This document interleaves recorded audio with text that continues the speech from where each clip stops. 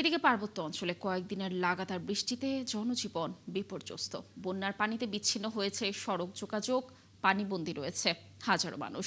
দর্শক, খাগড়াছড়ি থেকে এই বিষয়ে আরো বিস্তারিত তথ্য জানাতে যুক্ত হবেন আমাদের আরেক সহকর্মী সবুজ মাহমুদ।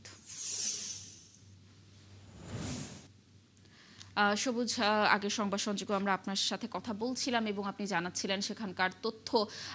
খাগড়াছড়ির আজকের পরিস্থিতি আসলে কেমন দেখছেন আপনি যেখানে রয়েছেন? আর দুর্গতদের ত্রাণ দেওয়ার তৎপরতা কতটুকু একটু জানবো, এবং সাজেক থেকে পর্যটকদের ফেরার বিষয়টি আমরা দর্শকদেরকে জানাচ্ছিলাম। কতজন পর্যটককে ফেরানো হয়েছে, কি তথ্য রয়েছে সর্বশেষ জানাবেন।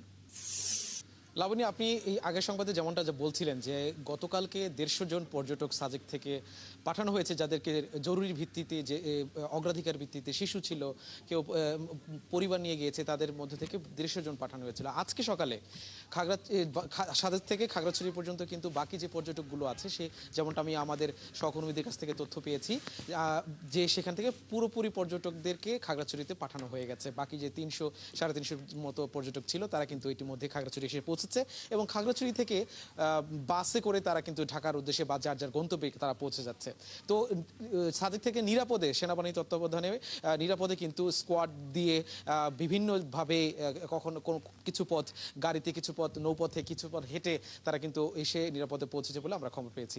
এছাড়া গতকাল কিন্তু রাঙামাটিতে 106 মিলিমিটার বৃষ্টিপাত হয়েছে, খাগড়াছড়িতে অনেক বৃষ্টিপাত হয়েছে। তবে আবহাওয়া অধিদপ্তরের যে তথ্য জাতীয় পর্যায়ে প্রকাশ করা হয়, সেখানে কিন্তু খাগড়াছড়ির যে বৃষ্টিপাতের কোনো রেকর্ড আমরা পাইনি। আমরা লোকাল যোগাযোগ করেও সে তথ্য জানতে পারিনি, হয়তো বা তাদের জনবল সংকট বা কোনো কারণে সেটা হতে পারেনি। কিন্তু বৃষ্টিপাত কিন্তু রাত থেকে প্রচুর বৃষ্টি হয়েছে, সারা রাত বৃষ্টি হয়েছে। এবং আমরা এখন খাগড়াছড়ি থেকে রাঙামাটির পথে যাচ্ছিলাম, সেই রাঙামাটির পথে কিন্তু পথে পথে আমরা দেখেছি যে অনেক জায়গায় পাহাড় ধসে পড়ে রাস্তা বন্ধ হয়ে গেছিল। সেগুলো স্থানীয়দের সহায়তায় কিন্তু রাস্তাগুলো পরিষ্কার করে সেই যান চলাচল স্বাভাবিক করা হয়েছে। এবং আমরা দেখেছি মূল সড়ক থেকে যে গ্রামের যে রাস্তাগুলো, পাহাড়ের উপরে ওঠার যে রাস্তাগুলো আছে, সেই রাস্তাগুলো পাহাড় ভেঙে পড়ে রাস্তা বন্ধ হয়ে গেছে এবং সাধারণ মানুষজন চলাফেরা করতে পারছে না, বাচ্চারা স্কুলে যেতে পারছে না। এবং অনেকে কিন্তু যে স্থানীয়ভাবে যে জুম চাষ করে আনারস সহ অন্যান্য ফসল ফলায়, সেই ফসলগুলো কিন্তু তারা বাজারে বিক্রি করতে পারছে না, যার কারণে তাদের